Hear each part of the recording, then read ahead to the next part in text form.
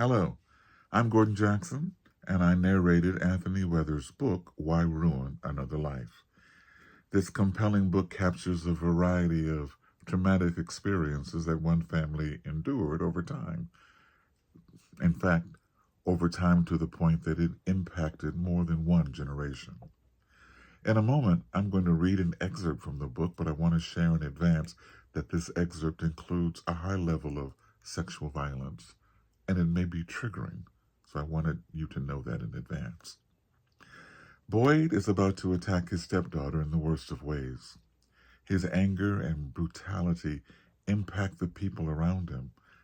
As a result, they experience high levels of trauma, which can lead individuals to develop defense mechanisms as a way to cope and protect themselves from further harm.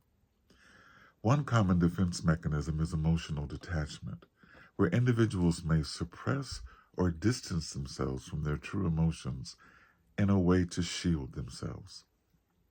In addition, the fear of vulnerability and the perception of expressing emotions as a sign of weakness can stem from the experiences of past trauma. As a consequence, some often associate opening up with potential harm or rejection, and so they don't, and may develop a facade of coldness or unapologetic behavior to create a protective barrier.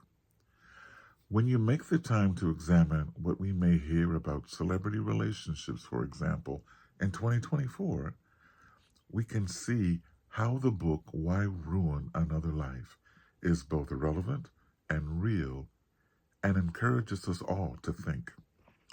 I'll read that excerpt now. Boyd and Rayleen are in her room. Rayleen is laying in her bed. Boyd walks in the room and slams the door. He stands by the door a moment before he speaks. "Who that boy?" "Just a boy from school," Rayleen says. Boyd walks to the foot of her bed, swooping down on her like a vulture ready to eat its prey. "Believe me, he want to be more than a boy from school to you." "No, he don't. He got a girl." "For that type of boy, one gal ain't enough. You've been messing with him behind my back, ain't you?" "I'm not fooling with nobody else," Rayleen replies in frustration.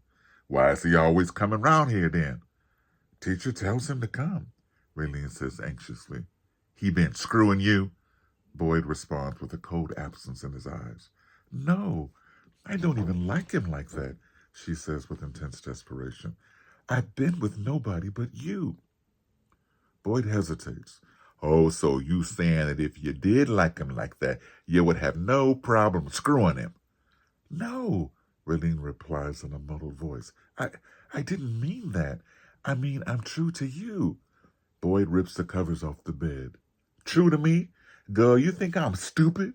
You have all these boys come round here and you think I'm stupid enough to believe that you do nothing to lead them on? My mama didn't raise no fool.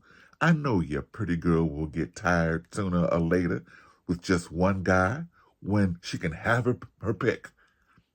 As he walks closer to her, Rayleen puts up her arms, shielding her face. "I don't be messing with nobody but you." "Get up," Boyd says, vigorously grabbing Rayleen by the arm. He pulls her out of bed. As he loosens his grip, he says, "Take your panties off." Rayleen nervously pulls her underwear down. He pulls her towards him and stands behind her. "Let's see just how many boys been up in here." He takes his fingers and thrusts them in her vagina. Rayleen cries in agony and begins to scream, but Boyd puts his hand over her mouth and muffles the sound. He tightens his grip. I'll stop there. Read Why Ruin Another Life by Anthony Weathers.